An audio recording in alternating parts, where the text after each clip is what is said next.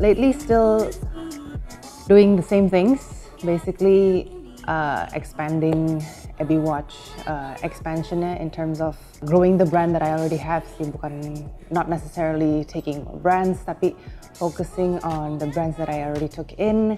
Selain itu ya, I just got married, so everything is quite new and fresh perspective.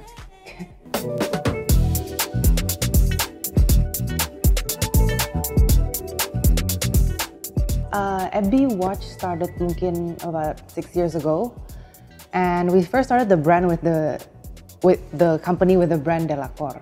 Dan Delacor, technically that was the only brand I was going to take. Cuman it came to me after I'm in the watch industry for about a year that actually it's a very interesting world, and everyone started to approach me because I was one of the only ones who carry an independent watch brand and did well in the first year. So that's when I feel like there should be a platform for a lot of other independent brands to come in.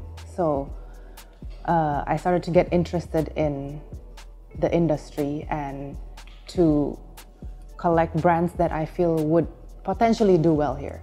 And so that's why now it has become a collective of independent brands that are inside EBI Watch company.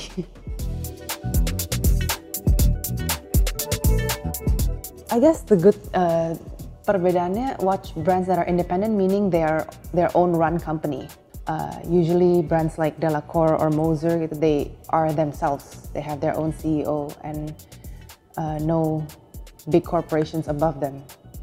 So they don't have, I guess, pressures, because usually independent brands it always starts as family owned.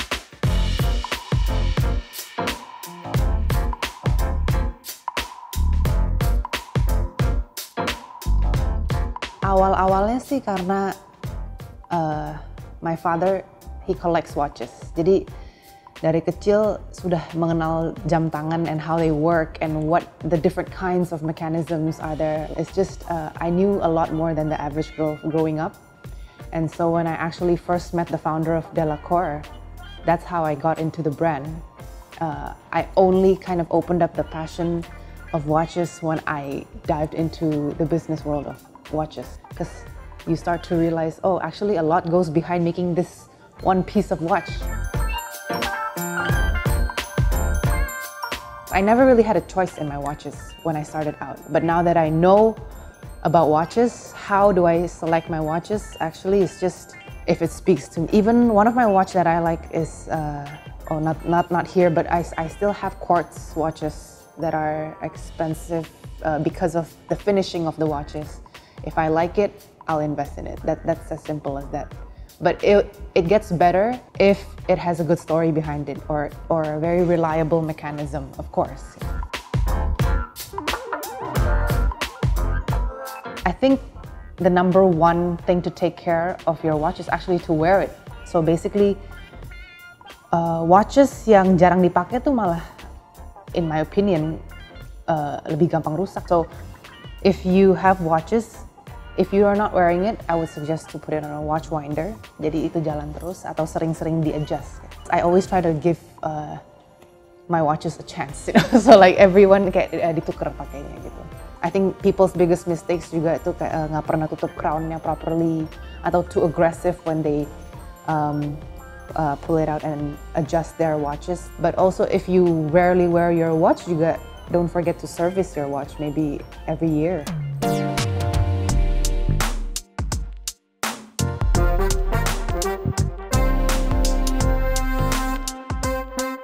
So, yang ini the newest brand that we carry. Actually, it's a Grand Seiko Blue Snowflake. So, yang untuk Grand Seiko yang paling terkenal is actually their Snowflake watch.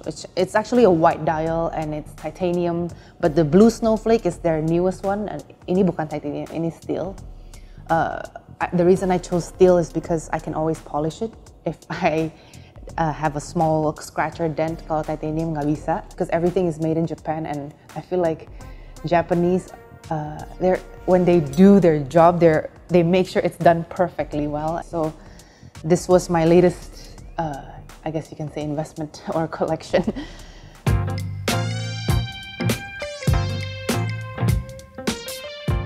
So this Delacour watch, it's called Cadet Romano. Cadet is usually the smaller size untuk Delacour, dan the Romano series itu yang ada Roman numeralsnya.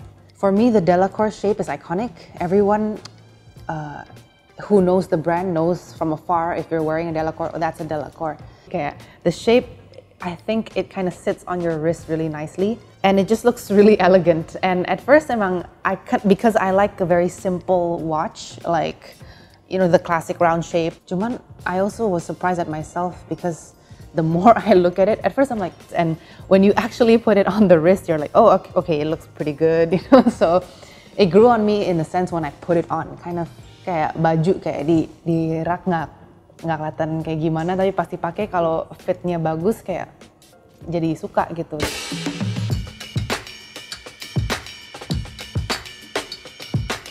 The last one I brought was it's a Moser watch. So I chose this one because it's very different, and this is the turning point for me. How I saw the brand Moser.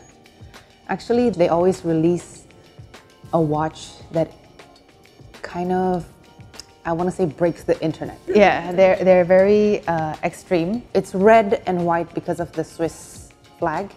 So everything about this watch is kind of paying tribute to the Swiss watchmaking.